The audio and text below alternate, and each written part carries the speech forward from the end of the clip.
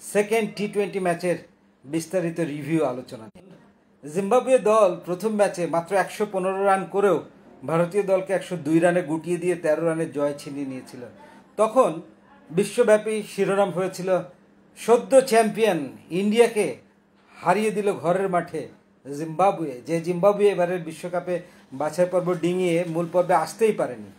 So এইরকম একটা জায়গা থেকে ভারতীয় দল টানা দুদিনে দুটো ম্যাচ খেলছে এরকম আননোন কন্ডিশনে, কিন্তু দ্বিতীয় ম্যাচেই 360 বাউন্স ব্যাক করলো ইয়াং টিম ইন্ডিয়া।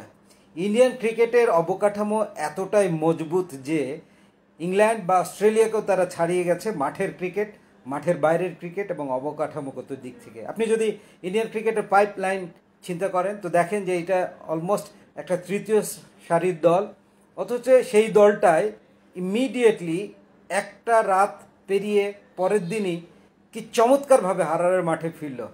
এদিন টস জিতে ইন্ডিয়া শুরুতে ব্যাট করেছে এবং দুর্দান্ত ব্যাটিং, সাহসী এবং কি বলবো একটা ডিফেন্সিভ স্টার্ট ছিল। পাওয়ার প্লেতে মাত্র 36 রান উঠেছিল 1 উইকেট হারিয়ে, এবং নির্ধারিত 20 ওভারে মাত্র 2টো উইকেট হারিয়ে জিম্বাবুয়ের বিরুদ্ধে ইন্ডিয়া টিম করলো 234 রানের মতো বিশাল স্কোর।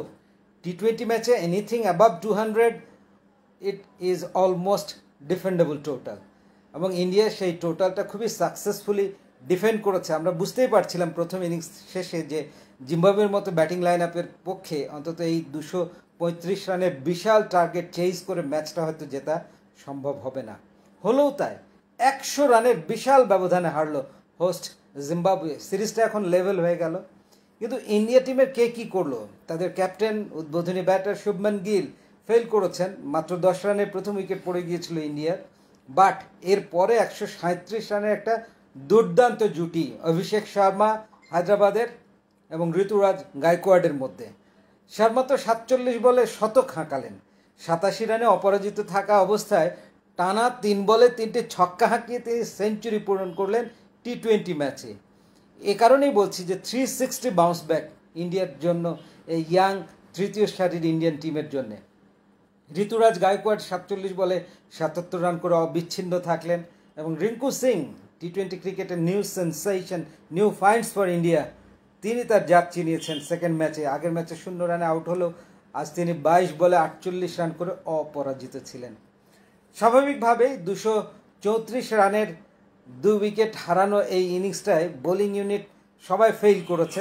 তারপরও আমি দেখলাম যে ওয়েলিংটন মাসাকাজ্জা 29 রান দিয়ে 1টি উইকেট পেয়েছেন, মাত্র 2 ওভার বল করেছিলেন।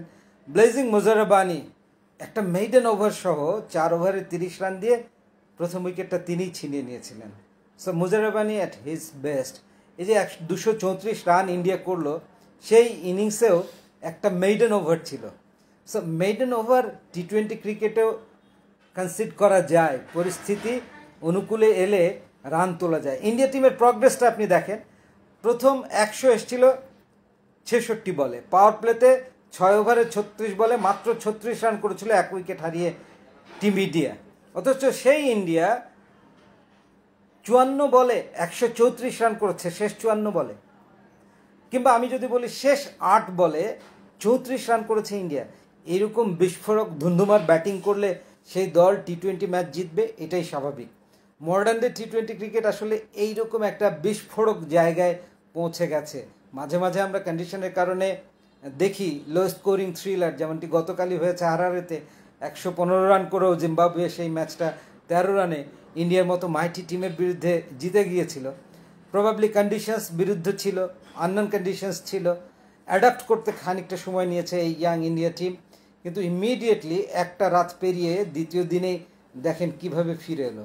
This is called cricket, this is called a highly professional team like India. They can do everything. 360 bounce back সে কারণেই তাদের পক্ষে সম্ভব হয়েছে। জিম্বাবুয়ের রিপ্লাইটা নিয়েও একটু বলার দরকার। 4টা ডাবল ডিজিট ছিল, 39 বল থেকে 49 রান করেছিলেন ওয়েসলে মাদভেরে। বেনেট মাত্র 9 বলে 26 ঝড় তোলার চেষ্টা করেছিলেন। জনাথন ক্যাম্পবেল 18 বল খেলে 10 রান করে চেষ্টা করেছিলেন, কিন্তু কুলিয়ে উঠতে পারেননি। লুক জংওয়ে শেষ দিকে 26 বলে 33 রান করেছিলেন, বাট এইগুলো পরাজয়ের ব্যবধান কমাতে পেরেছে, পরাজয় এড়াতে পারেনি।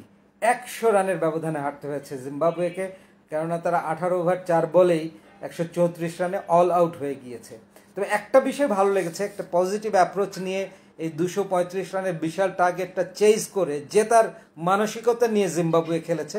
That is their spirit. Positive নোটে তারা শুরু করেছিল, পাওয়ার প্লেতে 58 রান তুলে ফেলেছিল এবং সেই 58 রান করতেই তারা 4টা উইকেট হারিয়ে অনেকটা ব্যাকফুটে চলে গিয়েছিল। তখনই বোঝা যাচ্ছিল যে এই ম্যাচে আর জিম্বাবুয়ে নেই। আপনি যদি ফল অফ উইকেটস দেখেন জিম্বাবুয়ে দলের, 4 রানে 1 উইকেট, 40 রানে 2 উইকেট, 41 রানে 3 উইকেট, 46 রানে 4 উইকেট, এরপর 72 রানে 5 উইকেট, 73 রানে 6 উইকেট, 76 রানে 7 উইকেট। এভাবে যদি একটা টিমের উইকেট পড়তে থাকে, 235 রানের মতো পাহাড় সম টোটাল তারা চেজ করবে কি করে? জিম্বাবুয়ের ক্ষেত্রেও তাই হয়েছে। বাট বোলিংয়ে ইন্ডিয়া টিমের পেসাররা ছিল অনবদ্য। মুকেশ কুমার 3টে উইকেট পেয়েছেন 37 রান দিয়ে, আভেশ খান 15 রান দিয়ে, মাত্র 3 ওভার থেকে 15 রানে 3টে উইকেট তিনিও পেয়েছেন। বাট মাই ম্যান রবি বিষ্ণই, এই ইয়াং লেগি, তিনি 4 ওভারের কোটায় মাত্র 11টি রান দিয়ে দুটো মূল্যবান উইকেট তুলে নিয়ে জিম্বাবুয়ের পরাজয় নিশ্চিত করেছেন। জিম্বাবুয়ের দল ওই যে বললাম পাওয়ার প্লেতে 58, 4 উইকেটে, এরপরে শতক পূর্ণ করে তারা 89 বলে, পিছিয়ে পড়ে। নিয়মিত উইকেট পড়ছিল, বড় টার্গেট ছিল সামনে, বাট তারা ম্যাচটা হাল ছেড়ে দেয়নি। শুধু শুধু খেলার জন্য খেলেনি, তারা জেতার জন্য চেষ্টা করেছে, পারেনি, পারাও যায় না এইরকম বড় টোটাল চেস করতে গিয়ে। But the approach was very positive and time being. That's the spirit of Zimbabwe cricket. কিংবা শেষ 23 বলে তাদের 34 রান কেবল পরাজয়ের ব্যবধান ঘোচালো। আজকের এই রিভিউ শেষে আমার একটাই বলার বিষয় যে আগামী 2026 যে টি20 ওয়ার্ল্ড কাপটা হবে, রেইনিং চ্যাম্পিয়ন হিসেবে ইন্ডিয়ার কিন্তু সামনে লক্ষ্য থাকবে সেই শিরোপা ধরে রাখবার। সেই শিরোপা ধরে রাখতে রবীন্দ্র জাদেজা, বিরাট কোহলি, রোহিত শর্মার মতো খেলোয়াড়রা যেখানে সেলফ রিটায়ারমেন্ট করেছেন ট্রফি জেতার পরপরই, একটা new look fresh Indian team কিন্তু গড়ে তুলতে হবে আগামী 2 বছর ধরে। পাইপলাইনে একাধিক অপশনস তাদের আছে, কিন্তু কোন কম্বিনেশনটা জুৎসই হবে, কোন কন্ডিশনের জন্যে, কোচ, টিম ম্যানেজমেন্ট পেছন থেকে এই নিয়ে কাজ করছেন। এবং দেখেন যে অলমোস্ট একটা তৃতীয় সারির দল জিম্বাবুয়ের বিরুদ্ধে 5 ম্যাচের টি20 সিরিজ খেলতে গিলের নেতৃত্বে পাঠানো হয়েছে। দলটা প্রথম ম্যাচেই হোঁচট খেলো, কিন্তু খুব বেশি সময় নিল না, খুব দ্রুত ফিরেও আসলো নিজেদের চেনা সামর্থ্য অনুযায়ী। আত্মবিশ্বাস ফিরে পাওয়া, বড় ইনিংস খেলে তারা জানান দিল যে yes, this is our standard. জিম্বাবুয়ের মতো দলের বিরুদ্ধে আমরা এইরকম ব্যবধানেই জেতার মতো দল। First match yesterday was an accident, so this are learning. বাংলাদেশের ক্রিকেট এখান থেকে অনেক পজিটিভ নোট নিতে পারে। গিলের সমবয়সী ক্রিকেটাররা হচ্ছেন এই তাওহিদ হৃদয়, শরীফুল বা ইয়াং চ্যাপ আমাদের যারা আছে। তো ওরা, ইন্ডিয়ানরা যখন নিয়মিত রান করে, নিয়মিত উইকেট পায়, প্রতিপক্ষকে চাপে ফেলে, চোখে চোখ রেখে লড়াই করে, আইপিএল পেয়ে পারফর্ম করে এরা যখন ইন্টারন্যাশনাল ক্রিকেটে আসে সমান তালে লড়াই করে, আমরা কেন গিয়ে ম্যাচ টেম্পারমেন্ট ধরে রাখতে পারি না বিশ্বকাপের মঞ্চে, ইন্টারন্যাশনাল ম্যাচের আঙিনায়? এই জায়গাগুলোতে আমাদের প্রতিনিয়তই ইমপ্রুভ করবার সুযোগ অবশ্যই আছে। আমাদের থিঙ্ক ট্যাঙ্ক, টিম ম্যানেজমেন্ট সবাইকে এই বিষয়টা ভাবতে হবে। ইন্ডিয়ান ক্রিকেট এমনি এমনি কিন্তু সমৃদ্ধ হয়নি। এই যে রাহুল দ্রাবিড় সফল কোচ, কেন তিনি সফল? তার কোচিং ক্যারিয়ারের শুরুর দিকে তিনি ইন্ডিয়া টিমের জন্য আন্ডার-19 ওয়ার্ল্ড কাপ ট্রফি জিতিয়েছেন। এরপর তিনি NCA, national cricket academy of ইন্ডিয়াতে প্রায় 3-4 বছর ধরে কাজ করেছেন। ইয়াং খেলোয়াড়দের সমাবেশ ঘটিয়ে সেখানে একটা স্ট্রং পাইপলাইন তিনি গড়ে তুলেছেন। সেইখান থেকে পরবর্তীতে ন্যাশনাল টিমে সময় সুযোগ বুঝে যোগ্য খেলোয়াড়দের তারা ইনক্লুড করিয়েছে। এবং আজ রাহুল দ্রাবিড়ের নেতৃত্বে আইসিসি টেস্ট চ্যাম্পিয়নশিপ খেলেছে ইন্ডিয়া। 50 ওভারের ওয়ার্ল্ড কাপের ফাইনালে উঠে হেরে গিয়েছে, শিরোপা ছোঁয়া হয়নি গত বছর। এবার টি20 বিশ্বকাপের ফাইনালে এসে শিরোপা ছুঁয়ে দেখলো। ম্যাচটা হারতেই যাচ্ছিল, কিন্তু টেম্পারমেন্ট ধরে রেখে সাউথ আফ্রিকাকে ব্যাকফুটে ঠেলে দিয়ে দ্বিতীয়বারের মতো টি20 শিরোপা তারা জিতল। তারও আগে 22 সালেও তারা কিন্তু সেমিফাইনাল অবধি উঠে এসেছিল টি20 ওয়ার্ল্ড কাপে। সো বলার বিষয় এইটাই যে রাহুল দ্রাবিড় যেন নিজ হাতে ইন্ডিয়ান ক্রিকেটের ভবিষ্যৎ গড়ে নিয়েছিলেন এবং ফাইনালি তিনি ন্যাশনাল টিমের হেড কোচ হয়ে একটা সাকসেস স্টোরি রচনা করে তারপর স্বেচ্ছায় সময় মতো সসম্মানে তিনি বিদায় নিয়ে ইন্ডিয়ান ক্রিকেটকে একটা সুসংহত জায়গায় রেখে গেলেন। These are the examples. আমরা কবে এই উদাহরণগুলো থেকে পজিটিভ নোটে শিক্ষা নেব? এবারে আপনাদের মেসেজ পড়বার পালা। আপনারা লিখুন কে কি জানতে চাচ্ছেন বা কার কি অভিমত। এই যে ইন্ডিয়া 360 বাউন্স ব্যাক করলো, এক রাত পেরিয়ে দ্বিতীয় ম্যাচে এসে এই ধরনের ধুন্ধুমার বিস্ফোরক বা এক্সট্রাঅর্ডিনারি পারফরমেন্স কিভাবে সম্ভব? কিভাবে এরা পারে, আমরা কেন পারি না? Joydeep Das hitman back.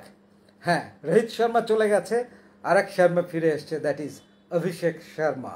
47 বলে শতক।